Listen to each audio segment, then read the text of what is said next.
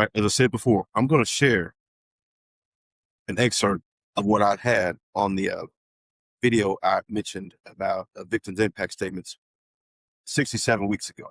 And I'll show you an excerpt of that that's on my Instagram. It's very important in this situation. Think about this.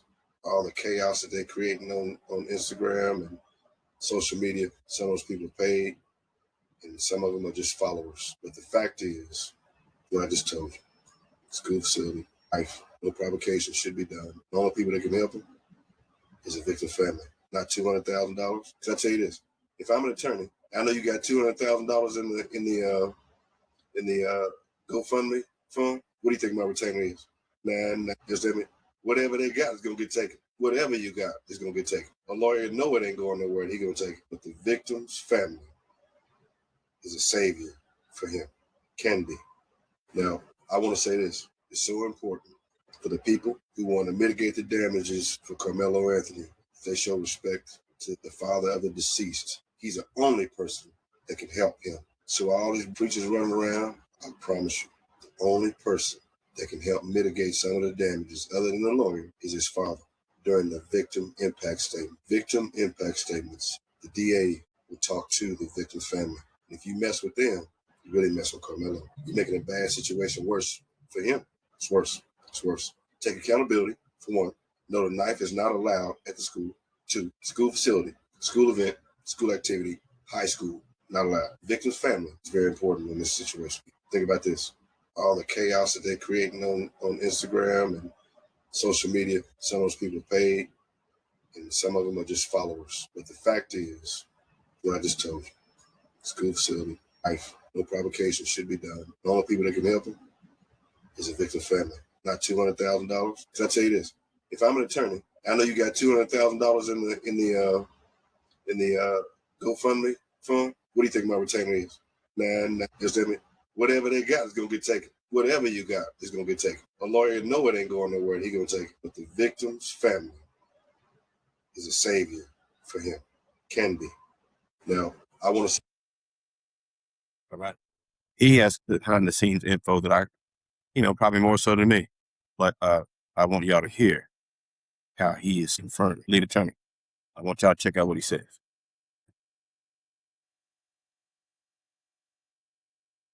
Extra years in prison, so many extra years. You wanted me to expound on that further because you had not heard anyone make that point. Well, that's why I'm here. I'm giving you the perspective, not of a YouTuber reacting to news, but of an attorney who's practiced for more than 20 years. This is behind the scenes info. So let's get to it. Now, let me explain on how Carmelo's mother basically sentenced her own son, Carmelo, to an extra 10 to 30 more years in prison and what she can do about it now to try to fix it. I explained in my last video that Carmelo's mother apparently hired a family spokesperson, one Dominique Alexander.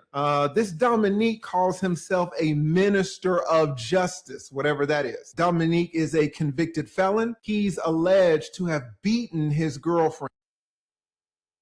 Minister. Now, you heard on my tape, I said all these preachers running around. I was specifically talking about this guy right here, Alexander. That's one. Then he got a new girlfriend. And when that girlfriend left out of the apartment, the good minister grabbed that woman's 2-year-old baby and shook him until that baby got brain damage. The good minister pled guilty in that case to felony charges and was in prison. Now, this is the man that Carmelo's mom chose to speak on Carmelo and the family's behalf. The good baby shaking minister. The minister did exactly what you would expect a convicted felon to do when handling Carmelo's case. He absolutely destroyed it. How? He ostracized the most important person in Carmelo's case. Now, who is? You hear what he said? He ostracized the most important person in this case, other than his deceased son. Is that the judge? No. Is that the prosecutor? No. The most important person alive in Carmelo's case is actually Jeff Metcalf, the father of the young man that Karmelo Anthony killed, Austin Metcalf. You hear that? This attorney with 20 years experience with inside information, just as I have, Probably not the same resources, but we have access to similar information when it comes to this case. He said the exact same thing.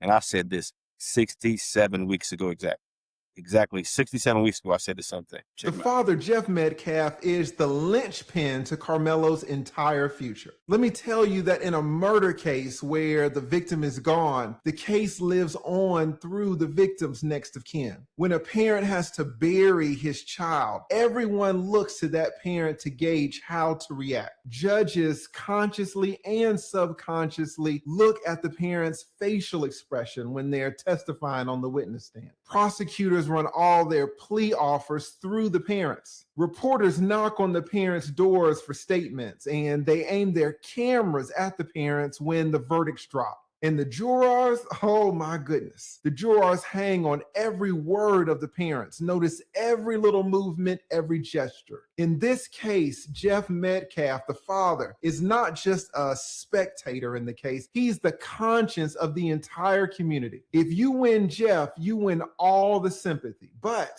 if you alienate him, you can go to prison for life. Now, all right. Now, I'm not going to slob his content, but I wanted to show, and I have a lot of respect for the lead attorney. Don't know him personally, but I know he's a very knowledgeable guy, and he's saying the exact same thing with even more detail than I said. Of course, now he has more information, and I do too at this point. But 67 weeks ago, I made this point, and I want people to understand one thing.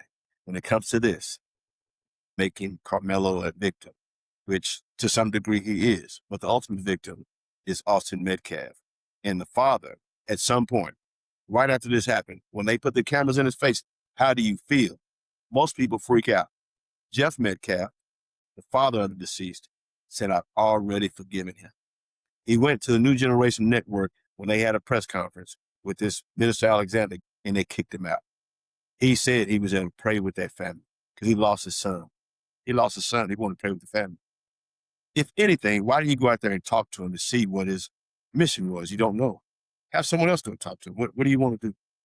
What, you want to pray with us? Okay, we'll pray out here. Whatever. It never gave him an opportunity. Next Generation Network, formerly Black Lives Matter, it all up. And I'll say it to anybody, it all up. Made it even worse. And now you got an attorney saying something similar. Not with my vernacular, but the point is the same. So it's not the jurors that gave him more time. It was this. This is that gave him more time. Just subscribe. And I wanted to use someone who has other expertise to not only validate what I was saying, but also give credence to my knowledge and experience, not just for me, but it's a helpful hand to those who do not know. So all the people that are sharing information and bad information, it's really a disservice to the people. People saying it's an all-white jury in this case, but that's not the case. There were Muslims, there was Hispanic, and I'm going to show you that this kind of attitude for our community is actually caused more people to really despise us, believe it or not.